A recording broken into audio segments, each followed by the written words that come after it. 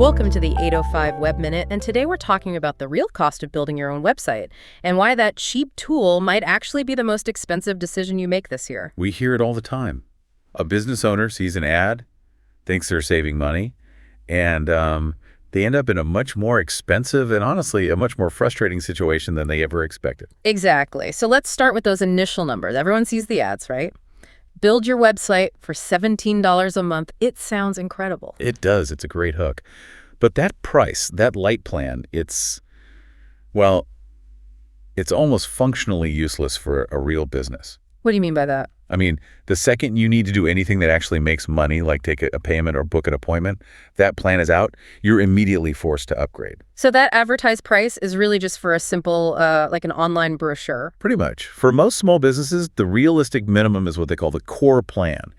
That one's about $29 a month. Okay, so we're already almost double the advertised price. And that's just the start.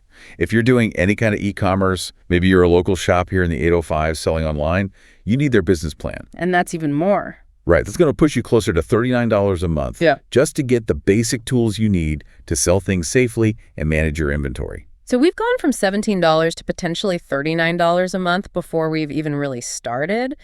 But the platform fee itself isn't the whole story, is it? Not at all. This is where the what I call the hidden fees start to stack up. It all comes down to the apps. The premium apps. Yep. The platforms don't build in a lot of key functions. Say you're a salon in AG and you need a booking system. You need that. It's essential. It is, but it's not included. You have to add a third-party app for that. And that app has its own monthly fee. So you're paying the platform fee, and then you're paying another fee on top of that. Exactly.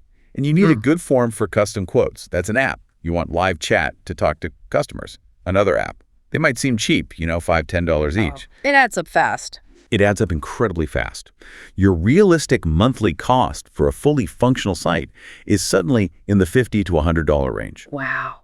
Okay, what else? I saw something in the notes about domain names. They say it's free for the first year. Free for the first year is the key phrase. In year 2, you get the bill. It's usually around $15 a year to renew. Okay, that's not too bad. But the bigger issue is domain privacy.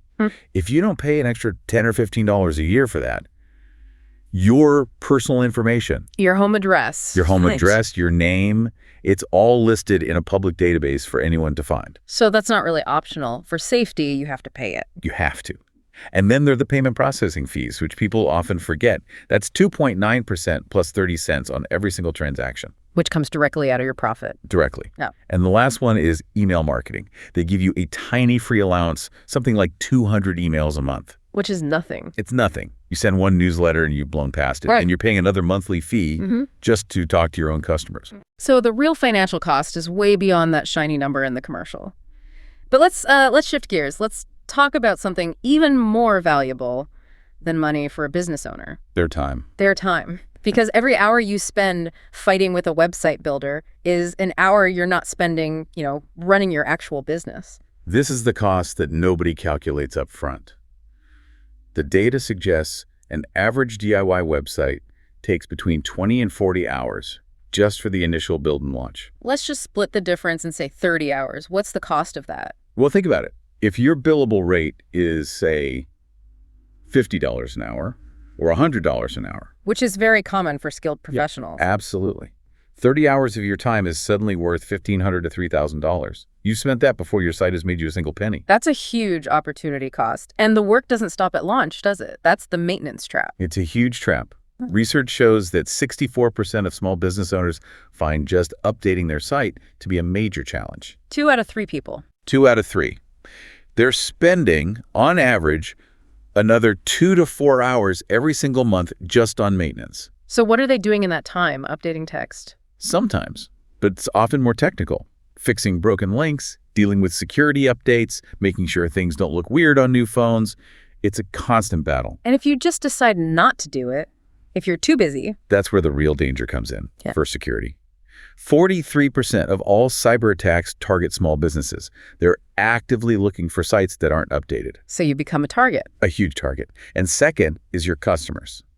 The data is brutal here. 88% of consumers will not come back to a website after they have a bad technical experience. Like a slow page or a broken contact us form. Exactly. So by not maintaining your site, you're not just risking a hack, you are actively losing customers. Okay, so the financial costs are hidden, the time cost is massive, but now we have to talk about the biggest risk of all, especially for us here in California. The legal risk. Website accessibility. This sounds serious. It's incredibly serious. ADA website accessibility lawsuits surged by 37% last year. There were over 2,000 filed in just the first half of 2025 alone. Wow. And I think a lot of business owners assume, hey, I'm using a big platform like Wix. They must handle this for me. That is a dangerously false assumption. Why? The platforms are very, very clear in their terms of service. They explicitly state that they do not guarantee compliance. They put all the responsibility on you, the business owner. So what are they responsible for and what am I responsible for? They provide the empty box, the template. But you provide the content, the images you upload, the text you write, the colors you choose, the way your forms are built. All of that is your legal responsibility. So if I upload a picture but I forget to add a description for a screen reader? That's a violation. If your contact form can't be filled out using just a keyboard, that's a violation. And that's where these lawsuits come from. Okay, but what about those little widgets I see? The accessibility icons in the corner of some sites that promise to fix everything. This might be the most important point we make today. Those widgets do not work. They don't protect you. No. In fact, they can make you a bigger target. The data is shocking. Last year, 456 lawsuits were filed against websites that had one of those widgets installed. So why don't they work? Because they're just an overlay. Right. They can't fix the underlying code of the website or the content you've added. It's like putting a bandage on a broken bone. It gives a false sense of security. There was even a big government settlement over this, wasn't there? Yes, the FTC hit a major widget company with $1 million settlement for misleading businesses. Yeah. The evidence is clear. They are not a solution. So DIY is cheap up front, but ends up being expensive, time-consuming, and legally very risky. What's the other option? A traditional web design agency. That's the traditional alternative, yes. And they do high-quality work. The problem isn't the quality. It's the price. It's the price and the time.